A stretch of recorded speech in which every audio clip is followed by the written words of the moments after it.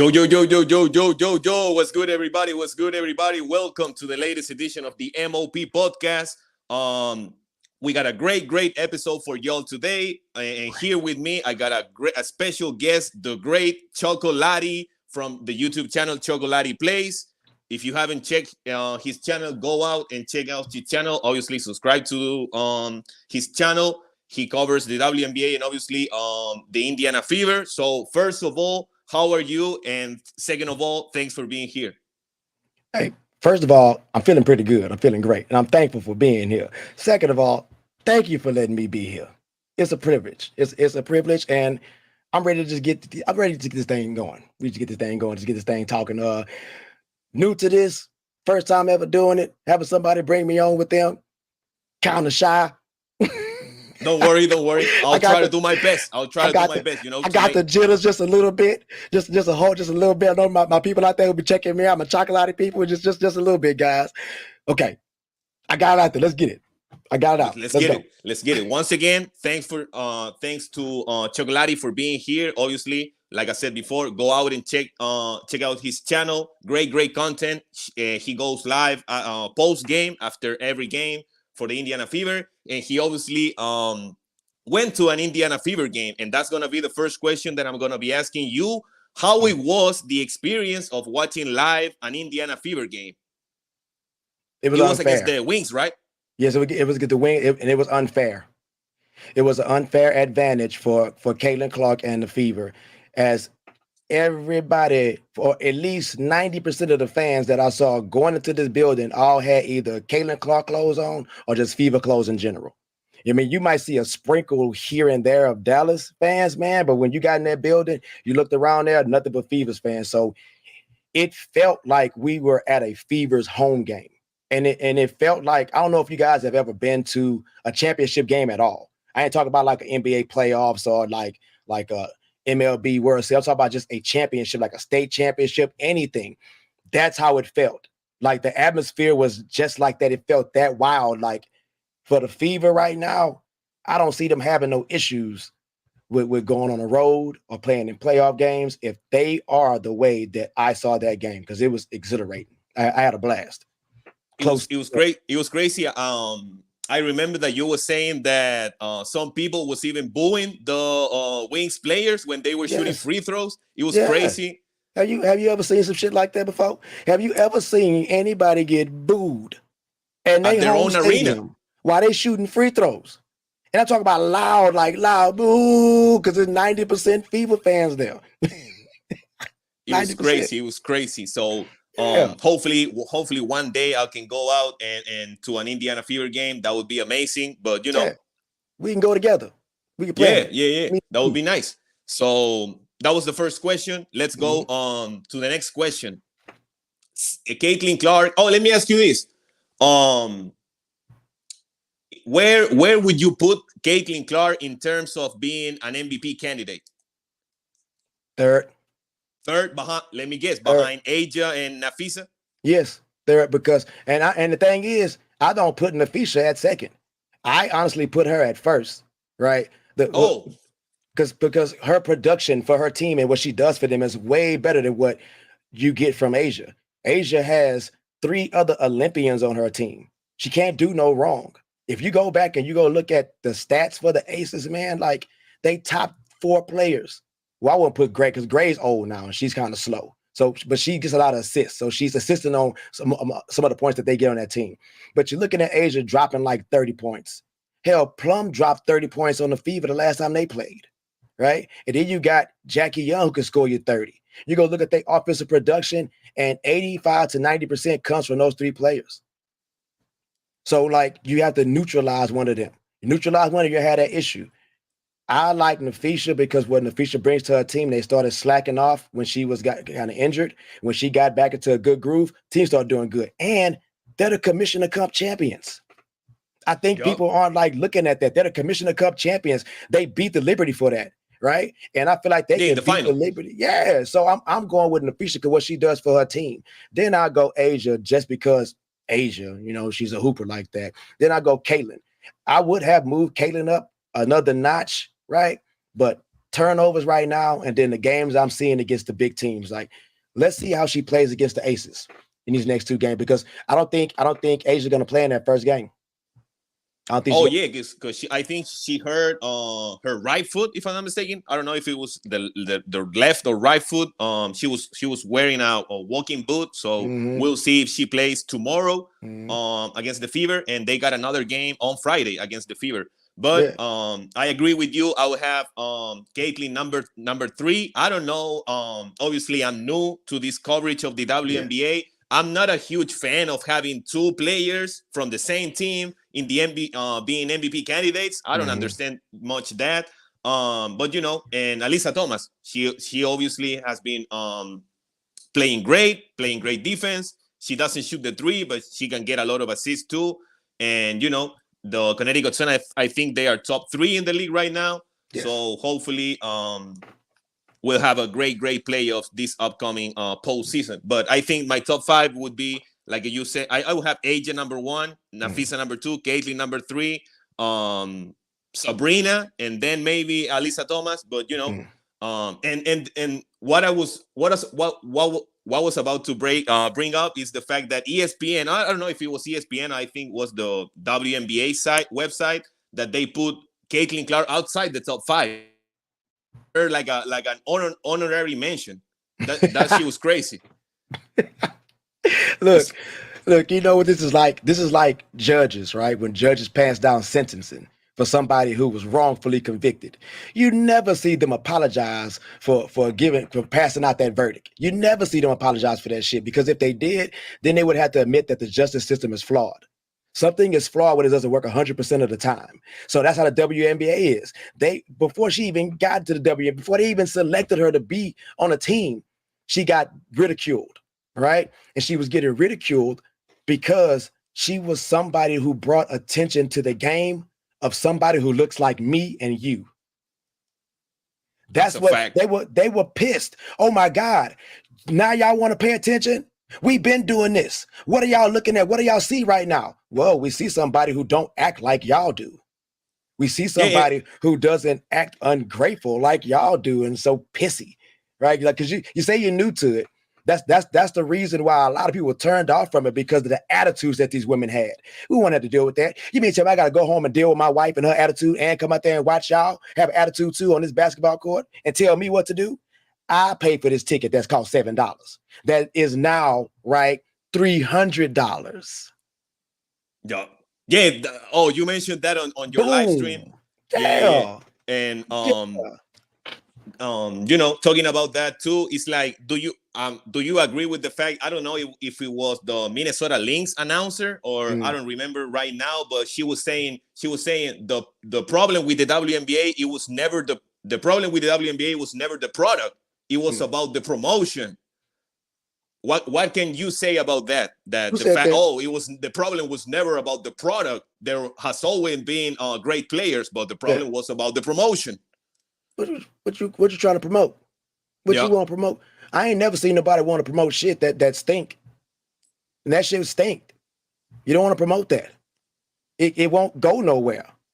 Who's going to watch it? Who's going to buy into it? Nobody bought into layup drills. How many of y'all parents out there right now enjoy sitting down watching your children play basketball at the age of 5 and 6? They be shooting threes all the time. They be dribbling the air off the ball. They don't even dribble the ball. They just run around with the ball all crazy like. So you really want to sit there and watch that? Now you want to tell me to give them some height and watch them do the same thing? That's not going to work. I'm not entertained. That's what I'm trying to tell you, ladies. I'm not entertained. And you're not going to take 2 hours out of my life that I'm not going to get back from watching y'all run up and down the damn court doing layup drills.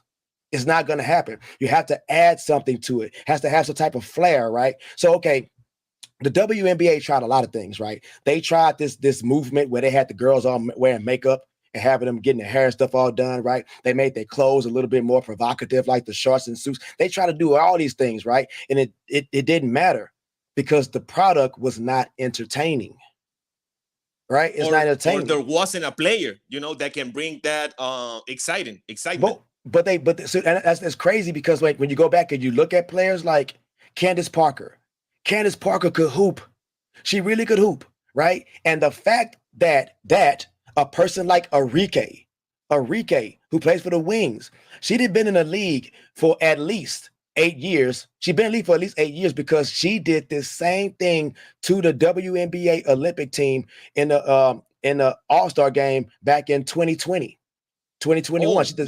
She did the same thing. She went off. So yeah, so it ain't the fact that there wasn't good players too. It's just that it wasn't enough. It's not enough. You guys only got 12 teams. These are very, very small markets. You do know that you didn't really know anything about the Joker until he won the MVP. And then he went and won a title. You still didn't pay attention to him until he won his title. It's because it's a small market. Ain't nothing going on in Denver, Colorado. Are we talking about the Broncos? Because now we can talk about it. But and you know, I'm wearing my Denver Nuggets. Look. I'm wearing my Denver Nuggets exactly hat, but you know, they got, you know, they don't feel, you know, as comfortable, or they don't like covering or talking about international players, you know, because why you wearing that hat? Wait, why you wearing? Was you wearing that hat before they won a championship? Yeah, I was following the Nuggets for like for the last like 4 years, 5 years. Okay, so you saw it coming, right? You saw it coming. So this is how Caitlin Clark fans feel. They saw it coming. They've been watching that girl play since she's been in high school, middle school. They saw it coming. They ain't got shit in Iowa. What they got in Iowa out there? Professional teams. Nothing. Oh, so they have to. And they try to discredit her. Oh, she didn't win a national championship. She can't be considered one of the greatest players in college history because she didn't win a college championship. I don't give a damn about no national championship when you got Carmelo Anthony who won a championship and all he won was gold medals in the NBA. And his ass ain't gonna be mentioned about because of no damn gold medals. He gonna be mentioned about the fact that he didn't get a championship in the NBA. Yup. Or you can win multiple championships like in UConn with a lot of great players with 5-star recruits alongside you. It's like, you know, buy them, buy the players. See, they was buying players before we knew that they can buy players. You mean to tell me and everything, right? Bro, go look at UConn's teams. And for Gino Agaramarawa, however you pronounce his last name, to do what he will say what he said about Caitlin Clark after he had an athlete on his team, two, I believe, who went and played in the Olympics as rookies in the Diana? WNBA. Diana went right. She went straight to play. Yep. So you can't give me that. Look, they mad at Caitlin, bro. They mad at her because it's not them. Mad because it's not them. And obviously we are gonna be talking about that later. But you know, the fact it's also makes a difference in when we talk about Caitlin Clark, the fact that she didn't go to UConn, she didn't go to a high recruit school. She went to Iowa, like you said. What do you got in Iowa? Like cornfields? And she also mentioned before that she was never recruited by Gino Auriemma. That she's crazy. Yeah, and he pissed. And he recruited Paige Buckers, you know.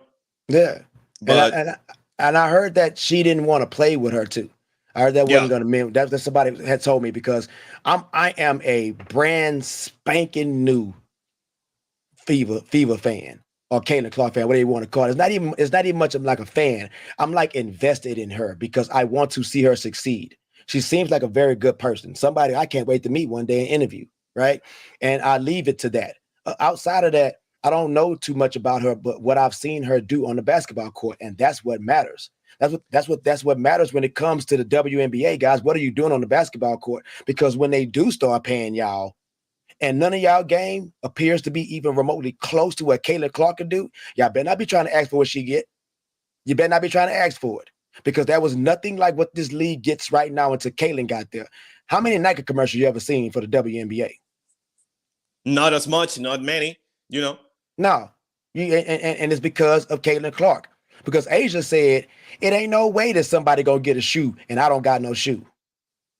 Damn, that's jealousy. That's jealousy. It's like Caitlin, you know, she came into the WNBA. She will be getting her own signature shoe, but you know, Aja has to say something. Oh, I'm Aja Wilson. How I don't have a signature shoe? You know, I don't. it's like it's part of the growth. It's part of growing the game.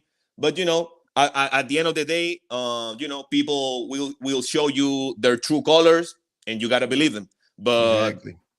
another thing is like, so then it turns into what you're gonna do about it. yeah. That's where it comes in terms of 𝕮𝕳. When people show you their true colors, what do you do about it? Because now it's on us. What do we do about it? Because do I still want to continue to watch everybody else? And that's a turnoff, right? If I'm a Caitlin Clark fan, I follow her all throughout her career, all the way through Iowa, and I came over here and I want to see her play. If you mistreat this person that I came over here to come watch, I'm not going to watch you play unless you're going against the Fever. I don't know about you unless you guys are playing each other. Other than that, I care less. Why you think they keep trying to do so much whenever they play the Fever? Because they know they're gonna have a sellout crowd. They know they're gonna have a sellout crowd. Why did Angel choose that night to unveil that Barbie stuff and to unveil her new shoe? Because she knew it was gonna be millions of people watching at home. And it was gonna be a sellout. Yeah, it's gonna be a sellout. She been doing that.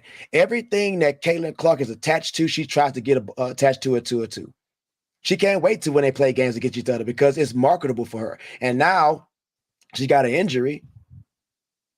She's completely like, what are they gonna say about that? And her team is playing a whole lot better since her ass is gone. Who the hell is Isabel Harris?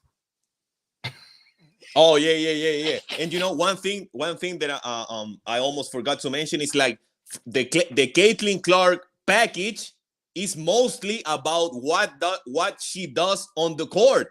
Obviously, she be selling out Wilson basketball. She got a State Farm commercial. She got a huge contract with Nike. But I really like the fact that Caitlin is very mature. He you know, as you said, she seems like a great person. But the package about Caitlin Clark is mostly like 90% about what she does on the court. It's not about, oh, I'm going to be showing, you know, I'm going to be doing an Instagram live. I'm going to be doing TikTok videos. I'm going to be recognized, you know, for posting videos on my social media. You know, her package is mostly about what she does on the court. And that's something that is remarkable. And it's not something very normal nowadays when everybody's on social media every day, every hour. You know, it's crazy. But I gotta ask you this. I mean, these are like interconnected question, but what brought you to cover Caitlin Clark? Maybe you already answered this question, but what brought you to cover Caitlin Clark and the Fever? Okay. What brought me was my people that know that follow my channel. I've said it a few times on live, is that I was completely done with sports.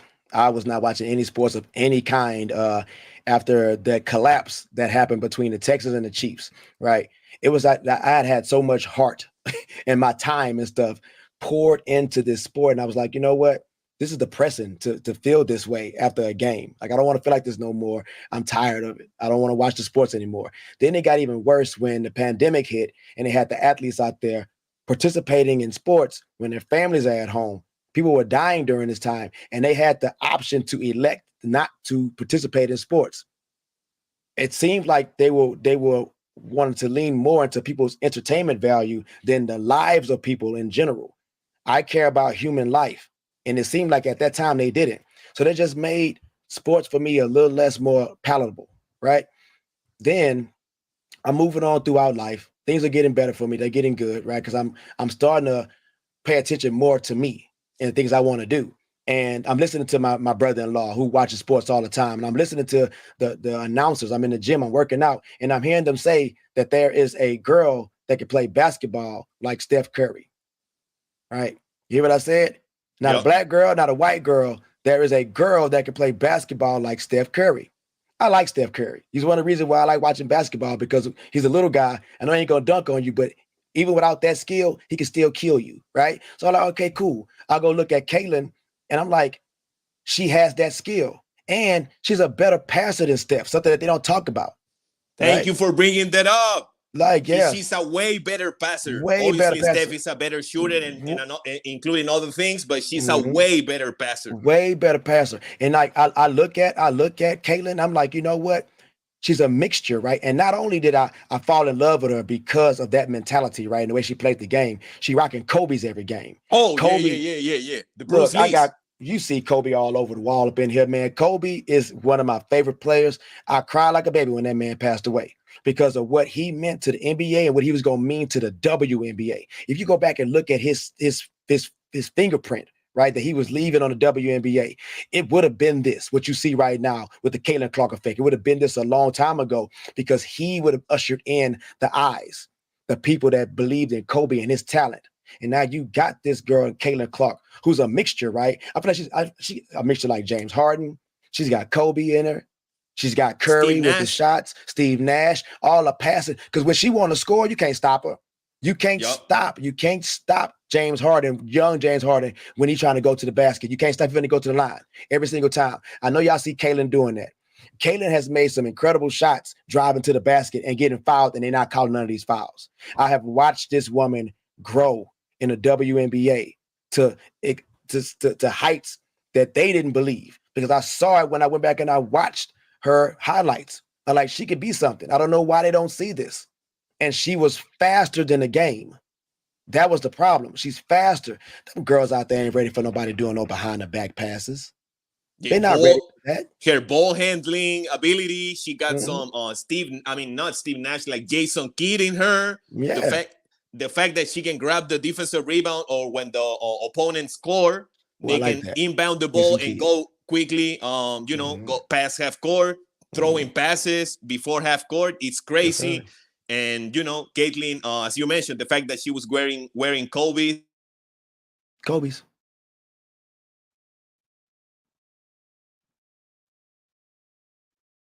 It's crazy. It's crazy. I think a lot of people, and maybe we can go into that topic now. It's like a lot of people maybe were waiting for Caitlin's downfall. They were praying for Caitlin's downfall. It's like they were expecting her to not be this great. We got comments from AJ Wilson saying that, some people try to make it that it's not black and white, but it is. Kennedy Carter saying that what Caitlin does besides shooting threes, she real swoops.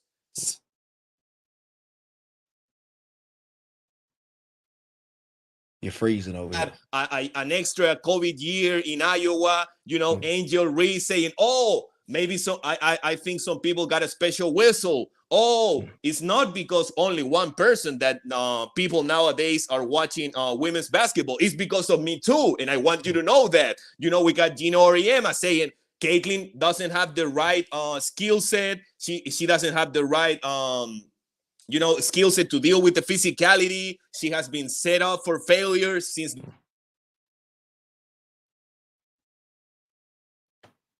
With hindsight, it's very funny the fact that he said, some people are putting Caitlin Clark in the top 4 MVP before the season even started. They are stupid.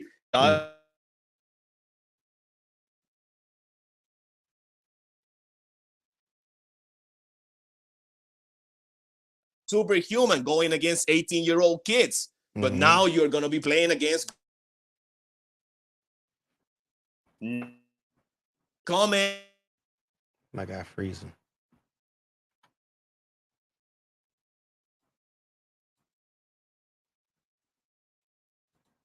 You froze over there.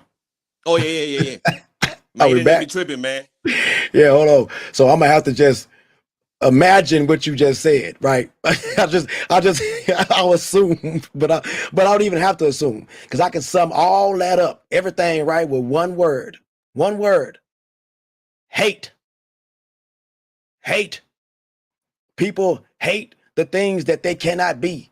People hate on greatness because they know that they aren't going to be great. Do you know how it feels, right, to have to be told by your parents, right, that you're the best and you're always going to be the best? You're going to make it. There's nobody out there better than you. We love you so much. You just keep practicing and you keep eating your Wheaties. You're just going to be, oh my God, right? And you do all these things happen, like you're top shit. I'm talking about you're everything that they said you was. And then you take your ass onto a state championship meet, right? You're no longer running against the people that you played against in the city. You finna go run against everybody from the state now. It's changed. and you get out there and you lose. Everything my mama told me I was going to be able to do, it didn't happen. My mama told me what happened? You mean to say I'm not the best? That's the best? No. My mama told me I was the best. I know I'm the best. That person's not the best. I'm going to show y'all. Y'all just keep looking. That's the WNBA. That's Cheryl Swoops. That's Don Staley. That's Gino Rama. Right? That's Kim Mookie. That's all these people, right? Because they made statements about somebody because of something that they thought that already is, right? Thanos said this, right? Thanos said that as long as there are people who are alive when they saw how things once was, they will never let them become what they will be. It'll never be. If somebody knows what the past was, we knew that this was a good product. Y'all didn't watch us. Y'all didn't promote us. Y'all didn't talk about us. That's how they feel. They're saying that we were already here and y'all didn't see us. And now this girl comes in. It sucks that she's white, because I really believe it would happen to if she was black too. It wouldn't have mattered. It's somebody who's coming in and taking a shine from a sport where they felt like it was already there. You see how the women talk. They talk like they deserve that money that they're not getting. You mean tell me I'm gonna pay one of you WNBA players $15 million a year for what? Before Caitlin came over there, y'all were making used car commercials. Traveling commercial, flying commercial. Yeah, have you ever seen Tiger Woods do a car commercial for some used cars? We talk about Mercedes Benz. We're talking about the top of the line jewelry stores and things like this. Y'all not gonna get this because you guys aren't marketable. Nobody's watching you. Nobody was watching them. They don't get, and when we say nobody, we don't mean that in a general sense, right? We mean the majority of people who walk the planet Earth who were not watching WNBA basketball. And now that people are, they're like, oh no, wait a minute, we've been here too. Like, what about us, right? This all a part of like the Me Too movement, right? This is all a part of like how the Me Too movement is. You guys didn't recognize us. We've been here. How could you treat us this way? Well, I mean, there was no reason to pay attention to y'all because it wasn't entertaining. I agree.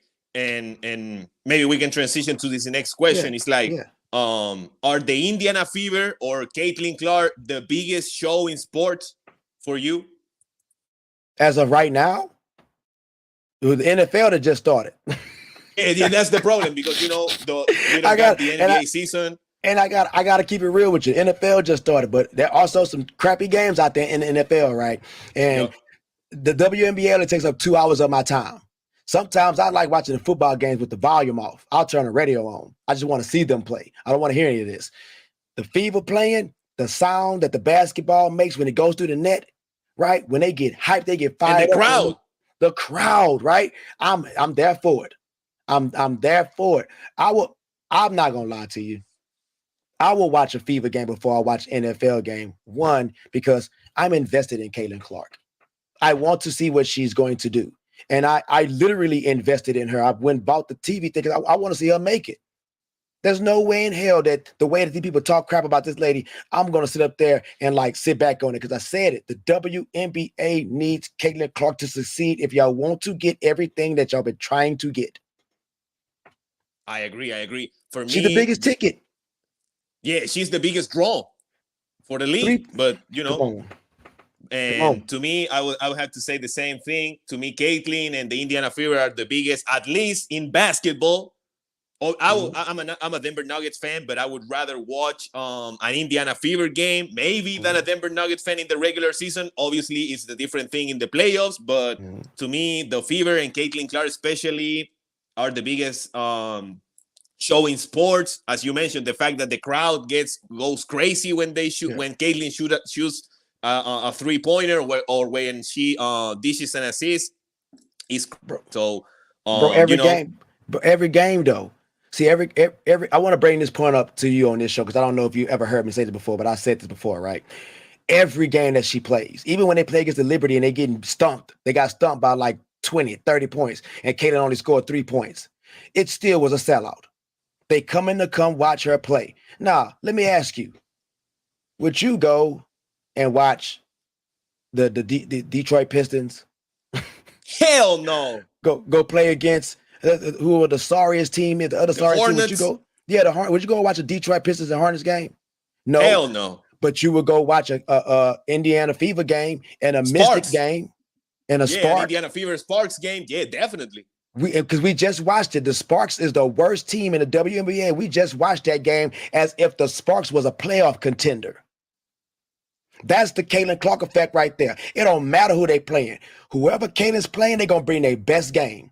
You go out there and watch some of the Sparks games. The Sparks been getting their asses toe up out there by 30 points, and they going to come in there and barely lose against the Fever because they coming to bring their A game because they know everybody's watching. Didn't you participate harder in games when you knew your parents were watching you? When your mom and dad was out there watching you, didn't you? I'm finna go give my all right now. My mom and daddy in the stands. I'm finna go out here and ball. Watch, give me the ball on every play. I promise I'm gonna score. That's how they feel. I agree. It's crazy, and obviously we talk about the negative side. Maybe when we talk about Gino, Angel Reed, Cheryl Swoops, Kennedy Carter, Diana, and AJ Wilson talking about Caitlin Clark, but we also need to give props to Cynthia Cooper. She said Caitlin is the truth. The real truth, and she said, Cynthia Cooper said, she makes me better, and I'm on the sideline. I'm on the first row. You know, the same thing that you were saying. She makes everyone around her better, and I like, and the thing that I like the most about Caitlin is that she can have this attitude that, oh, I'm the biggest thing since sliced bread. I'm this and I'm that. I'm not gonna say that she's humble, but she's not arrogant. Maybe her game can be arrogant, but she's not arrogant, right? Yeah, definitely. Her game definitely is arrogant, but I would say not arrogant, more of confident, right? Because this woman is taking over 100, 200 shots in practice, right? When I'm out there shooting the ball from the logo, it's not because I'm trying to entertain y'all. I can shoot from the logo. This is how I play, right? This is her value. What she brings to the game is what she does. And the fact that she can stretch the defense that far away. The same with the NFL when Mahomes or maybe you know all these throwers, they can throw the ball down the field. It's like the defense has to stretch that much. Yeah. Pause again. Pause again.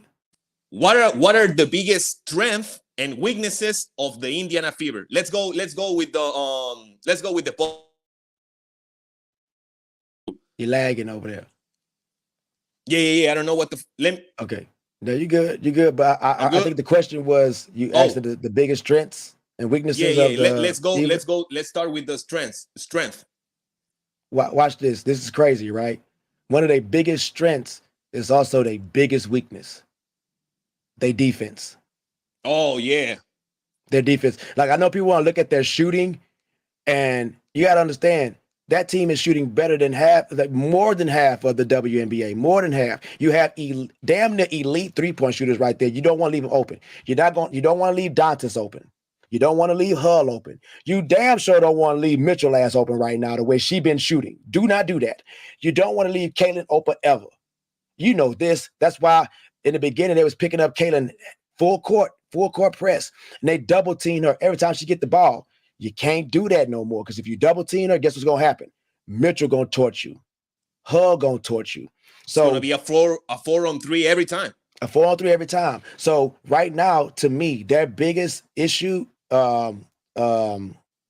is their defense on both ends. The fact that they can play it, and we've seen that because it took defense for them to come back in that game against the Dream just now. They were down. Yeah. They were down. Going into the fourth quarter, they were down by, what was it, 3? 16? Yeah, they were down by 3, and then they jumped up to, and then when they ended the third quarter, they pulled within 3. Getting to the fourth quarter, they're down by 13, right? With like 5 minutes left. Nobody thought they were going to do what they did, but they clamped down on defense. The same defense that they showed when they went into OT. Things have changed for this team on defense. They've gotten better since everything is starting to flow through Caitlin. Because their defense to me. Go ahead.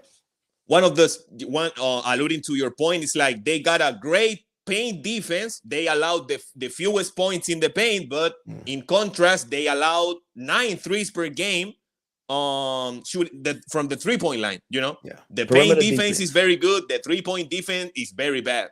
Yeah, perimeter defense, man. They got Timmy.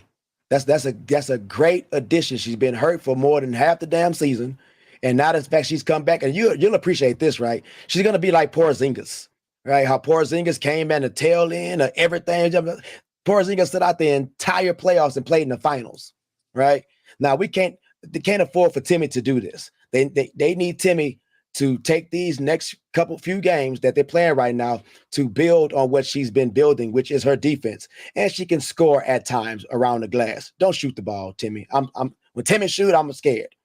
I'm scared when she shoot. But on the other end, her defense is impeccable. Her defense, Hull's defense, and Mitchell defense is just that when they get hit with a pick, right, they keep going under the pick. They got to start learning how to go over, and that's how these shooters keep getting open like how they are, man. You can run pick and roll on them all day, and you force them into running to the paint. The three-point shooters just stay out there and shoot.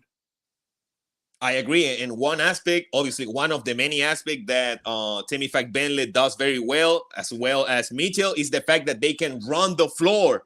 They know if you run the floor and your defender is not paying attention to you, or it's like backpedaling or jogging back on defense, Caitlin is gonna pass you the ball and you're gonna get easy baskets because you need easy baskets. You are not gonna, in the playoffs, obviously, the referees are gonna be different. The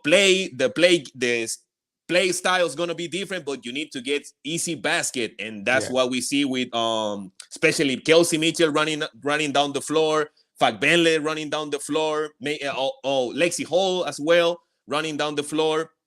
Another strength that I got for the Indiana Fever, the pace, the way that they play is incredible. The offense, playing defense, and pick and roll action, obviously with Caitlin Clark and Aaliyah Boston.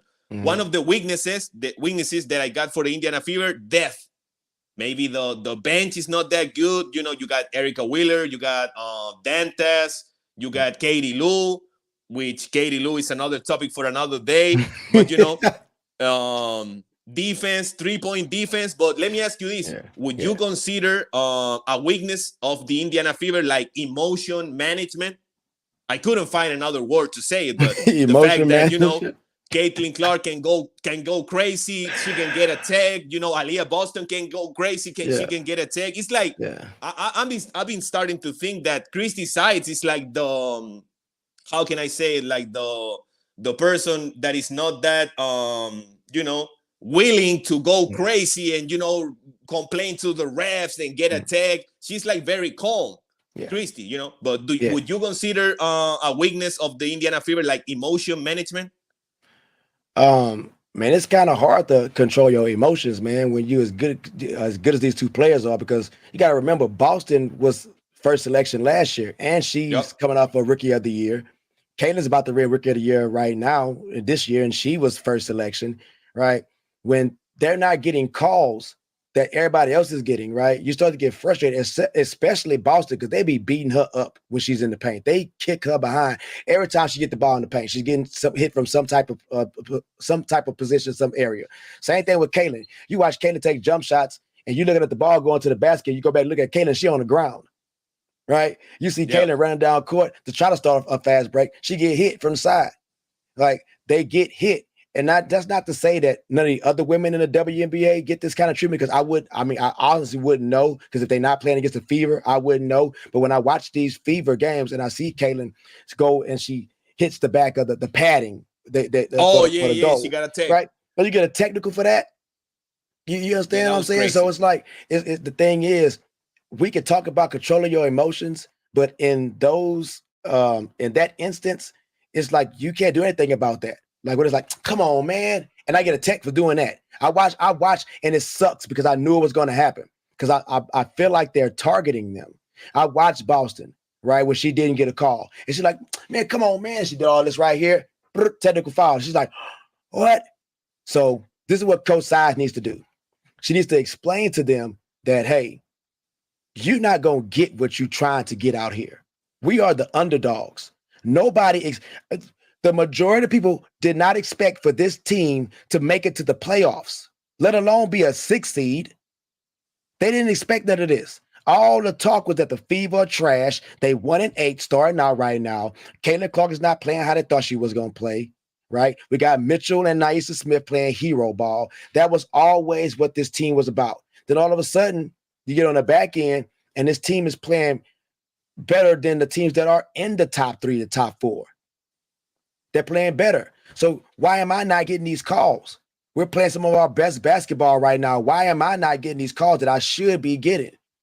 When you watch the replay, I'm getting slapped. I'm getting hit. Y'all watch the replay, and then they don't want to show the replay to the fans. They don't want to show that shit to us on TV, right? They show the Jumbotron. Yeah, they show something before that or play way after that, something like that. They never showed what really happened, right? So, Coach Sides, what she would have to do, because, I mean, I don't think I've ever just seen her just really be emotional. Yeah. So it's going to be hard for somebody who's not really emotional to try to help somebody control theirs, because you don't know why they feel like that. You should feel like that. She doesn't have the inner fire, inside of her. Yeah, but she got to get the fire. She definitely have to get the fire, because if you got somebody like Boston who gets bullied around like how she does, as big as she is, come on, Coach Sides. Like you can't coach dog. Like, you know what I'm saying? Like, you can't coach dog. But what you can do is coach strategy.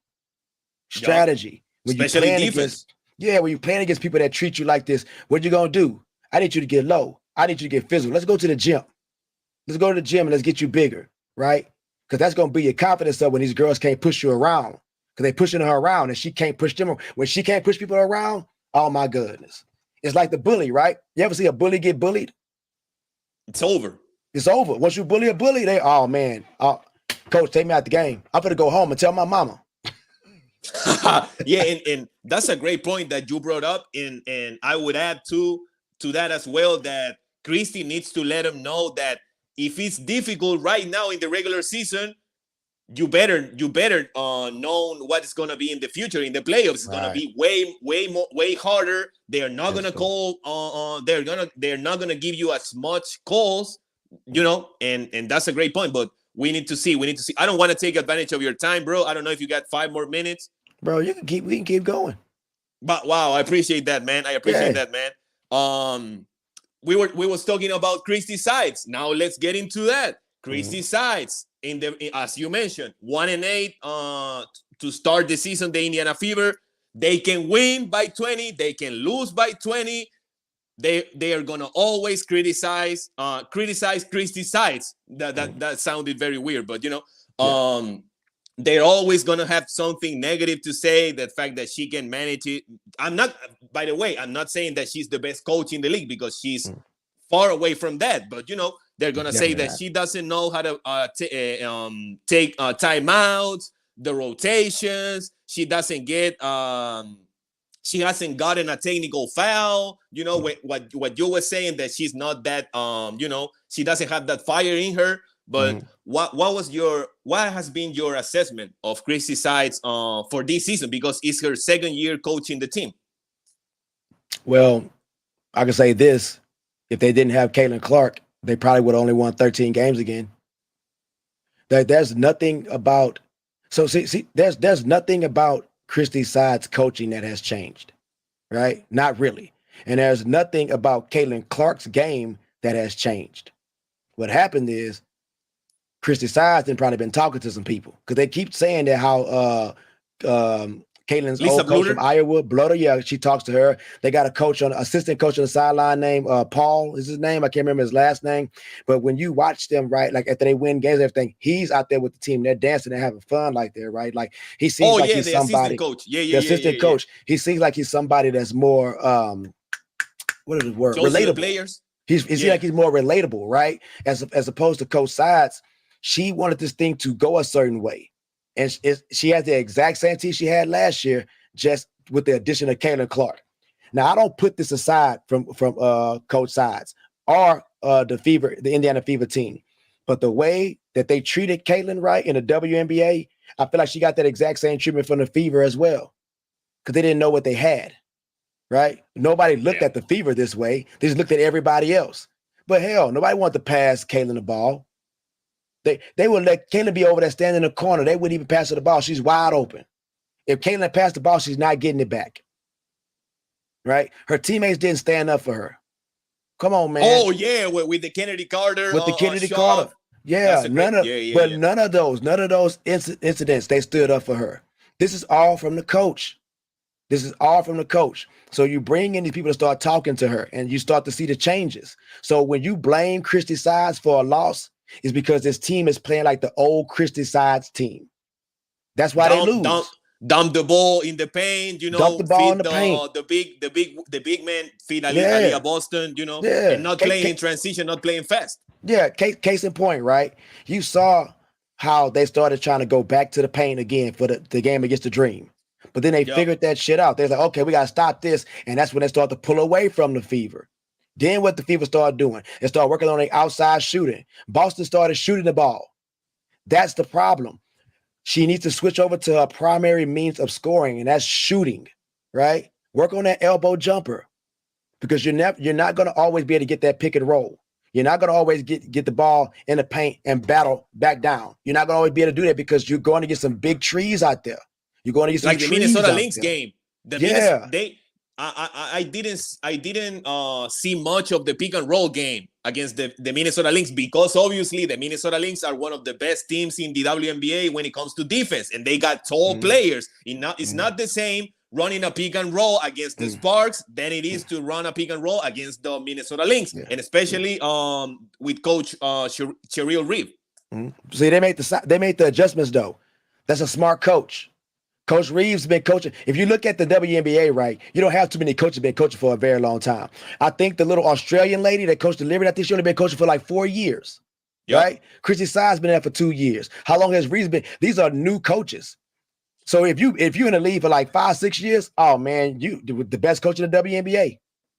Because you got tenure after you get that high, man. These coaches are very young in the game, right? So what happened in that game was they saw that Boston was playing bully ball. We couldn't stop her one-on-one. So what they do, they sent the double team at her, so the triple team at her.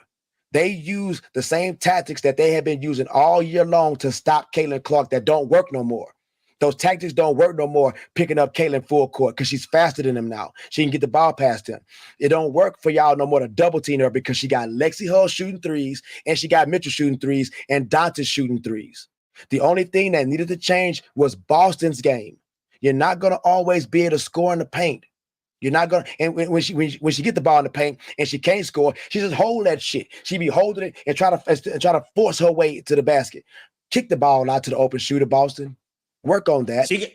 She can have a nice role, obviously, besides her paint defense and obviously scoring in the paint, but as a facilitator. Do you remember the game that she got like almost 10 assists? Yeah. It was crazy, but because she couldn't go. Like, that's the point. It's like the coach and the team has to gel and when the season is going on, they're gonna have to make adjustments. They're gonna have to change some things. You're not gonna use the same game plan against one team than another team. But I think that this team has so much to grow and so much to get better, and I hopefully we can see this Indiana Fever team every year in the playoffs. That I think that's gonna be huge for the league and for them as well. Yeah, I believe this. I believe it's something that's going to happen, right? But we got the expansion draft that's going to end up happening with the 2 new teams that's coming. So I don't know what's going to happen to the Fever team. Like I'm praying that they can put restrictions on Caitlin, Boston, Mitchell, and Hull. At least keep those 4 together, right? And try to keep Timmy in there at least. But anybody else, they can go right now. But that 4 right there, that's the 4 core. The core 4 right there is what they should be calling themselves. The core 4. And they are very young. I think Aliyah is 22, Caitlin is 22. Kelsey Mitchell, she's a little bit older than Aliyah and Caitlin, but Lexi Hall is also like 25. And as you mentioned, Lexi Hall, I think she's leading the WNBA in 3-point shooting, like shooting 49% from 3. Kelsey Mitchell in the last 3 seasons, she's the only WNBA player to shoot 40% from 3. It's like sometimes when we watch the NBA games, we are so accustomed to 10, 15 players shoot 40% from three, but it's like we got one player in the last 3 years that shoots 40% from three, and it's Kelsey Mitchell. But you know, I agree with you. It's like they gotta keep the core: Caitlin, Aaliyah, Lexi, and obviously Lexi Hall, Caitlin, Aaliyah Boston, and Kelsey Mitchell as well. Yeah, together. Let me ask you this. Let me ask you this too. Where do I got? Oh, what do you think about this whole race thing, race factor? When we talk, when analysts, when people were talking about the rookie of the year race. Let's start from there. What throughout the season, what was your opinion about the rookie of the year race? Or maybe there wasn't a rookie of the year race, and to me, at least since the beginning, it was like, it's Caitlin to lose. It's her award to lose. I agree. I agree. Like, to be honest, I didn't see a rookie of the year race. Like what has transpired in the league this season could have happened like 2 or 3 years later, right? And the things that Caitlin Clark has done as a rookie on that court, not only like breaking these records, what she's done for her team. We got to look at that right there, what she's done for her team. This team only won 13 games last year. She's helped make her team better. Angel on the other team, on the other side, has been in reverse. The team has done poorer than they did the year before. Now, I'm not discrediting nothing from Angel and the double she's been getting, like the rebounds and everything. That's great. That's incredible. That's cute, right? But I ain't never ever seen nobody sit up there and be like, oh my God, all those rebounds that Dennis Rodman did, if it wasn't for him, oh my goodness, man, we'd lose all of our games. Andre Drummond, you know. Yeah, Andre Drummond. Joe, you know what? I'm tired of this. I'm not going to disrespect Dennis Rodman any longer. Angel Reese played like Joakim Noah. That's who she played like. Go look at Joakim Noah. Can rebound like crazy. Jump shot. Yeah, crazy jump shot. Now was Joakim Noah, should he get rookie of the year if he was getting doubles in the NBA every game? Hell no. Joakim Noah is nobody's award winner. Probably defensive because he can get blocks and stops and stuff like that. But that's literally all that she was doing, was getting rebounds. And I have never seen anybody say that that's the most valuable person on your team. Just a person just getting nothing but nothing else. Nothing. I'm like, there's nothing because they're not winning. The rebounds and everything that she was getting did not equate to winning. None of that shit. So it didn't matter. And the fact that you want to leave this person in because you know that there was nothing else. They had to find something, man. They had to find something. When Jordan lost all those times, those MVP awards, he lost against superstars. Clyde Drexler, Karl Malone, superstars. This is Angel Reese. She does nothing else for her team. She ain't playing for them right now, and they just beat the hell out of the team by 20 points. I would even say that if Rickea Jackson from the Sparks were to have been playing more at the beginning of the season, maybe she could have a bigger case. She's 2. Rickea should be 2 on that list. But I'm going to tell you something. This ain't got nothing to do with no damn race. Because what I see from Caitlin Clark when I watch her play basketball, she's just way better than them. She's way better than them. That's a great point. That's it. What were the arguments that some people were making in favor of Angel Reese winning Rookie of the Year? Like Monica McNutt case, not like Monica McNutt job. She was saying, it comes to who got the better record. Because Cheryl Soup was saying, no, because the Indiana Fever got 3 All-Stars. Because the Indiana Fever got a better team. But they never were able to say that Angel Reese was better than Caitlin Clark. You can go from this route, you can take this route, say that the Indiana Fever got a better team around Caitlin Clark, the fact that they got 3 All-Stars and blah, blah, say, but they were never able to say that Angel Reese was better than Caitlin Clark. And they were also saying the cop-out. No, you can't compare 2 players. One is a guard, one is a post-up player. How Caitlin is shooting better from the field than Angel Reese? I don't understand that. Because she don't got no shot. She has no offensive game. Look, she is probably the 4th or 5th best option on the team for scoring when Marina was there. right? Yup. Like the Sky team is not sorry. Let's get this clear. The Chicago Sky team is not sorry. Kennedy Clark is one of the better players in the WNBA. Just a damn head case. She's cuckoo for Cocoa Puffs, right? Cuckoo. So that's the issue with her. Nothing, but she can ball. If we talking about her as a basketball player, that's why she said what she said when she was like, all she could do is shoot threes. Because when you look at Kennedy Carter get out there and bop you up. She got good defense, right? She can rebound. She can do all these things. She was just mad. She was just mad. Like, I'm trying to find something to say about this person. Because you should have been talking about your teammate and say, all she does is rebound. Because that's the truth. All she does is rebound. And I bet you this. I bet you Kennedy Carter started to have issues with this team. Because they should have been playing like this. A team with Kennedy Carter, where she plays, right? Go look at her position in scoring right now in the WNBA. She wasn't even starting at the beginning of the year, right? No, come off the bench. But then you got Cardoso that's been hurt, right? If Cardoso wasn't hurt and they didn't fall, like, because the whole Angel Reese thing would not have came to be with her getting all these double-doubles like this if Cardoso was not hurt. I'm telling you, if Cardoso was healthy for the entire season, it wouldn't have been none of that shit. Because the Sky team was pretty damn good. They were playing pretty good. They beat the Aces. Right? Oh, yeah. And they beat the Liberty. They beat some big name teams. They could compete.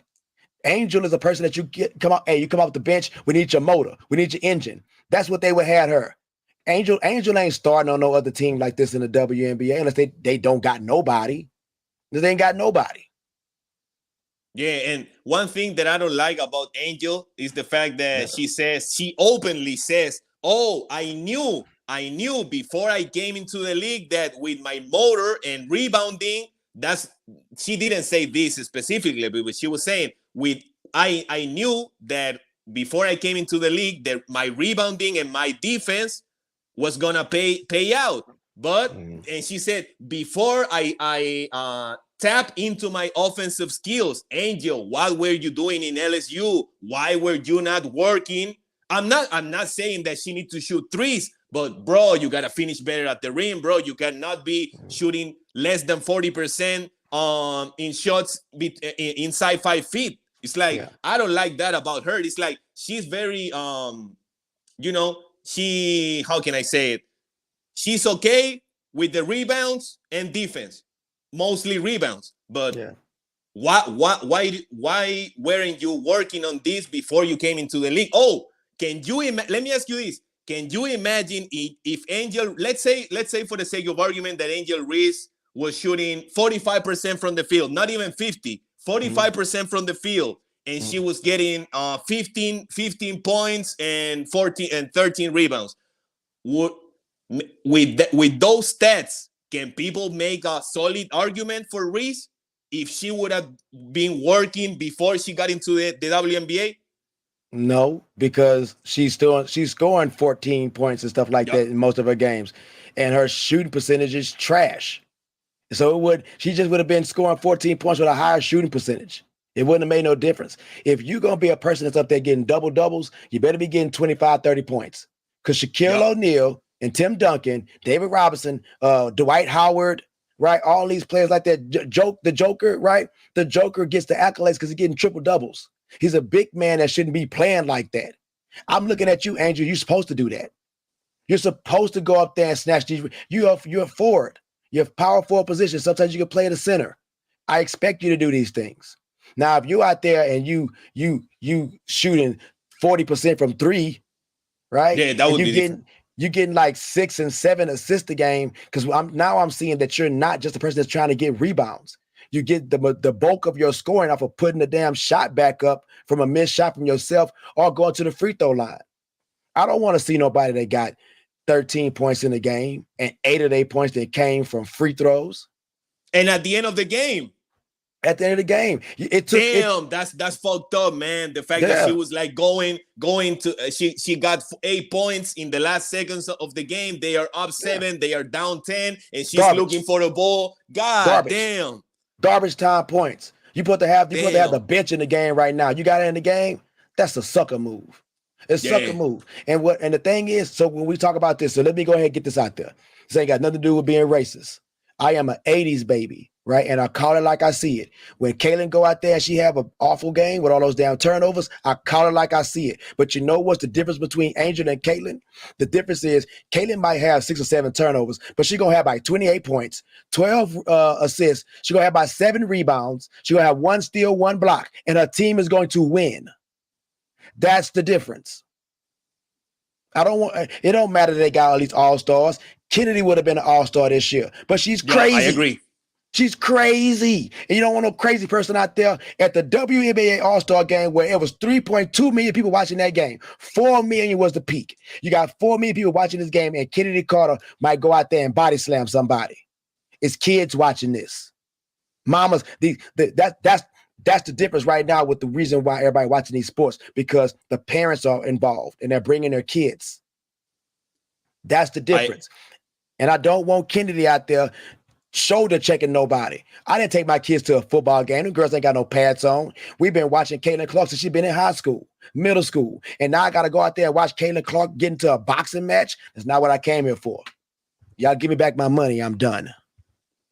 I agree. And you know, I think the Chicago Sky got 4 flagrant fouls against Caitlin Clark during this season. They are like averaging 1 flagrant foul against the Indiana Fever. That shit is crazy. Don't like her. they the Pistons, guy. They look. The majority of all the people who watch my channel, right? We like 45 and up over here. We retired and stuff like that, old veterans and shit. We know what it was back in the day. We know what the Pistons was. You can't come in the paint like this. You're finna get shoulder checked. You be busted mouth and stuff like that, bleeding from the eye. You get a common foul. Sometimes you wouldn't even get a foul because they didn't know who hit who. Yeah, you just go to the bench and clean the blood off, get it stitched up, and come back into the game. Let's go. That's how it was. Yeah, that's how it was. So I mean, come on, man, can't do that. It ain't that no more. It ain't that no more. It's supposed to be a beautiful sport. They say it's rough and tough, and I don't mind it. Right? The physicality. The physicality of the WNBA. I don't mind it. That WNBA All-Star game I watched was one of the best All-Star games I have watched, men or women, in like the last 5 to 10 years. No doubt. Yeah. No doubt. I can't watch the NBA All-Star game anymore. I can't do it. I can't do it. But let me ask you this before we jump to the last question. Let me ask you, let me ask you this.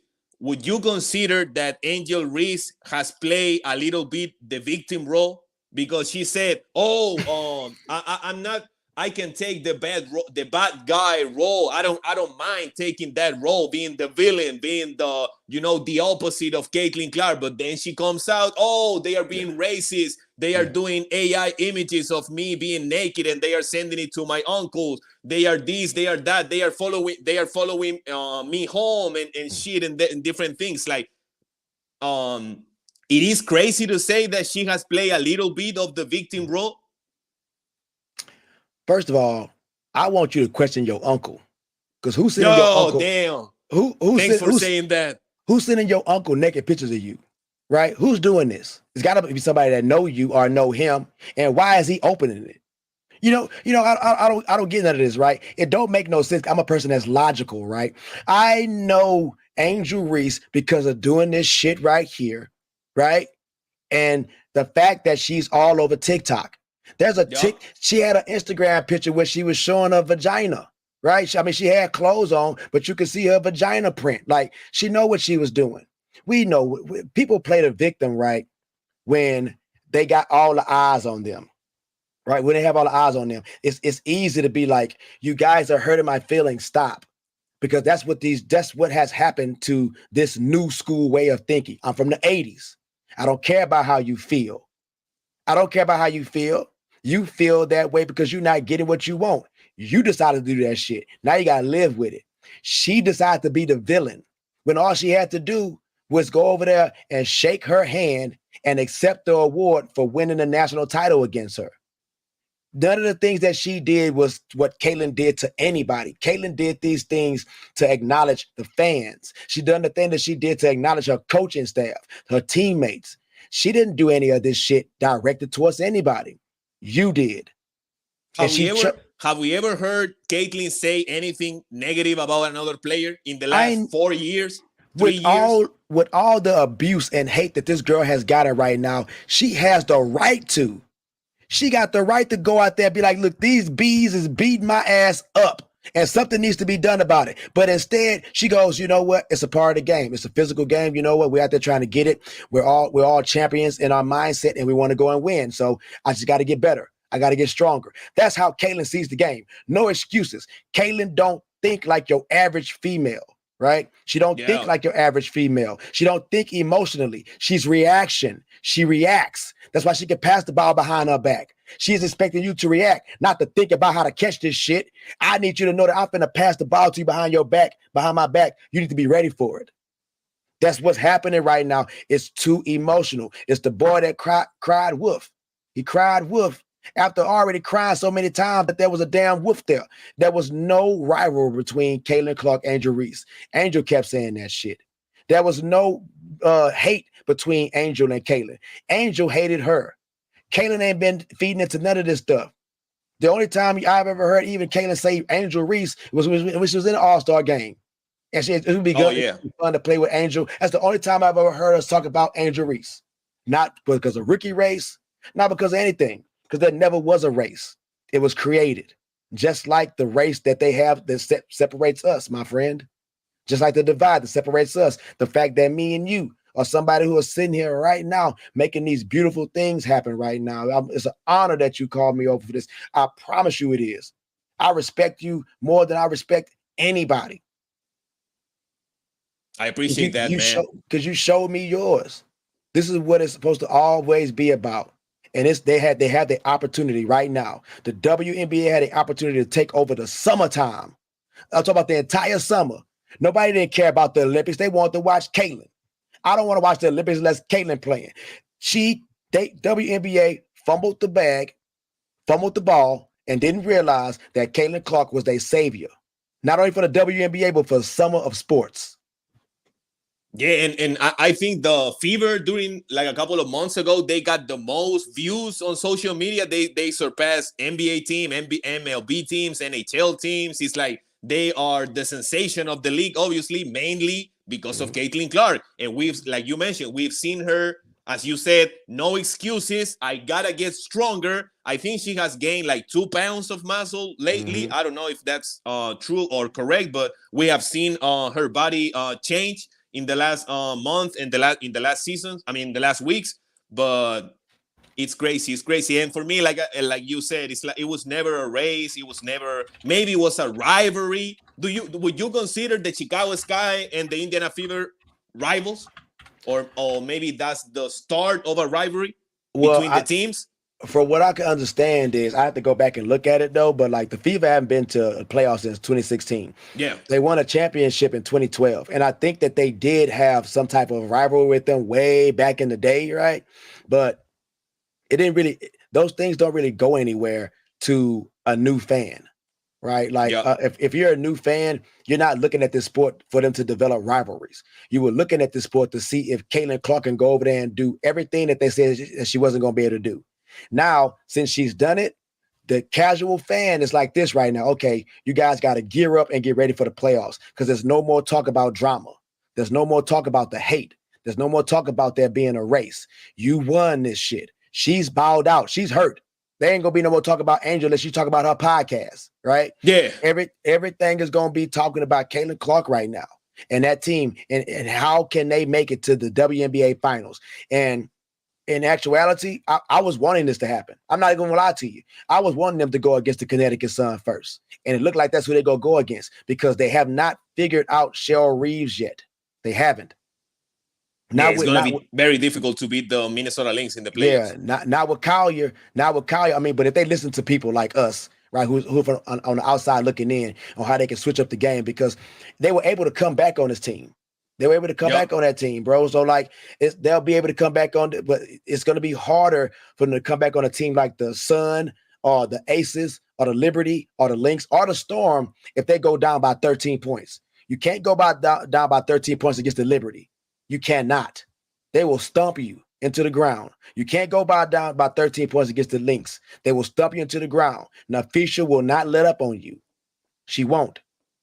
So My advice to the Fever right now, I want them to go out there and play this game tomorrow as if even if Asia don't play, I want them to play as if Asia was just on the bench. Just imagine if Asia was out the game, right, taking her break. I want them to play this entire game as if Asia was on the bench taking a break. That's it. Don't look at this as if Asia's not playing. That's why we won. No, she's on the bench Don't right now. take it lightly. Yeah, don't take it lightly. Kick their ass. Because if you go into this game and you don't kick their ass, it's going to be a problem for you when it start. Without Asia, that's 26 points average right now in the W. That's a lot of points going from your team. That's a lot of points going from your team.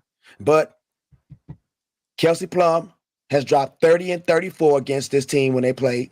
You got Jackie Young, who I think dropped 30 points against them one time too, 20 points. And you got Asia, who's averaging 28, 29 points against this team. It's all going to change right now because the team that's finna get ready to play them is not the same team that played them the first two times. Yeah, and I think the Fever has beaten every team in the WNBA except for the Fever. I mean, except for the Aces. So hopefully tomorrow they can beat them. And one thing that I was about to say too. Damn, I forgot. But let's talk about a little bit about tomorrow's game against the Aces. Yeah. Now I remember.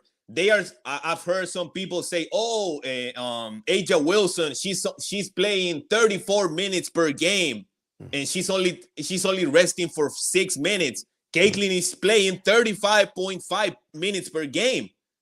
She's taking no rest. What would be your minute distribution for Caitlin Clark? Like 34 maybe per game, 34, 33? Or do you think that she can play even more minutes? Bro, Caitlin is, how old is she? 22, 23 years old? 22. She's a runner, bro. Like if you watched Caitlin, right? If you watched her throughout the entire season, the only time that I think that she may have been tired is only because she hasn't had time to stop playing basketball at all. But when she's in the game, she don't look that tired to me. She'll look that tired to me. When it came to her getting her shot off, she's constantly getting double teamed, right? She don't have no spacing when she's trying to shoot these threes.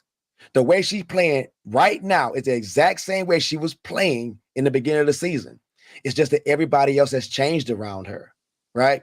So she can play those minutes. I'll give her those minutes. I'll give her a quick break because it'll be a break that she wants though. Like if Caitlin look over to me and she'd be like, hey, I'm ready to go. Sub me out, right? She can come out because this is something that other people aren't recognizing too between Asia and Caitlin. Caitlin don't average about 12, 13 shots a game, damn near. Yeah, now right? I think now she's averaging like 14. She went 14. Up a little bit. Have you seen how many points Asia be averaging? How many shots? How many shots she be averaging? Like more than 20? More than 20. Asia averages over more than 20 shots a game. So go ahead and give that to Caitlin and see if she don't score 35 points a game. Go let Caitlin shoot the ball over 20 times a game and see if she don't score 30 points. And guess what? She ain't gonna have to play no 35, 36 minutes. I give her more shots. We get up on teams like how they did in Golden State with Curry, and they beating the hell out of a team by like 20, 30. She's gonna be sitting in the bench. I'm gonna sit on the bench the entire fourth quarter. Go ahead and let Mitchell and them cook. I can go ahead and sit on the quarter on at the game because Hull's offense is getting way better. Hull dropped 12 points against the Aces when they played. See, people ain't think about that. Now we got Hull, Dantas, who ain't playing not one time against the Aces. You got Timmy back. Hopefully she's full strength. You got Smithy to know her role. Smithy to come off the bench. She could be a high motor off the bench. That's what you need. That type of person don't need to start. You need to be trying to look for defensive stops when you start the game. You need to be trying to look for rebounds because you got three people, Hull, Mitchell, and Caitlin, who I'm going to expect to be shooting the ball a lot in the first quarter. I need rebounders. We gotta watch out, and we gotta watch out if the Fever go against the Connecticut Sun. You know, because of the dynamic between Nalisa Smith and DeJounte Carrington. Yeah, man, they gotta squash. They gotta squash that though, man. Look, they gotta do something about this. This is conflict of interest. Yep. I thought you couldn't sleep with your coworkers. And do you remember one game? Do you remember one game that Nalisa Smith went live with DeJounte Carrington, and then like the team disciplined her, like she came off the bench for one game. They need to discipline her ass a little bit more than that. Why are you going live with the ops? You going live with the ops? Y'all need to stop that relationship right now. They probably passing secrets. You can't trust that. You know pillow talk. You know pillow talk about laying in the bed with each other. You seen Dejanay Carrington. You seen Dejanay Carrington. I've seen her. So I already know what she probably telling Smith, man. She probably getting all the fever secrets from her. Look, she an agent. We got to get her out of the fever. Get her out of here. She's an agent for the damn sun. Damn. And you know, obviously we are about to end this stream. I appreciate you being here, no man. Problem. Not a problem. You know, and one thing that I wanted to say before we end the stream is like Caitlyn knows that what she's going against is like this year the rival was Angel Reese. Next year the rival is gonna be Paige Buckers. In 3 more years, I mean 2 or 3 more years, it's gonna be Juju Watkins. They are always gonna try to put someone against Caitlyn, and I don't think she gotta understand that, because I think she does. But there's always they always gonna put someone to go against Caitlyn, you know, because Caitlyn is like the sun, and everybody you know, go around her. But you know, it's like it is. And the great thing that I like about Caitlyn is like she has been healthy. Hopefully that can continue. So man, I appreciate that, man. We was live for like 1 hour and 20 minutes. So I definitely don't want to take advantage of your time, bro. I appreciate you being here. You good, man. I'm gonna step off. We can start shutting this thing down right now, man. We can start shutting it down. It's been a good time, really good time. Yeah, man, it was a great conversation. So go out and check Chocolati Plays on YouTube. Great content. So hopefully we can have you here in the future. Of course, man. Yes, let's do it. Let's get it. So that was it, man. The latest edition of the MOP podcast, the Mario Operandi podcast. So don't forget to like this video, subscribe to the channel if you haven't subscribed yet. And until next time, take care, everybody, and I'm out. Peace, guys.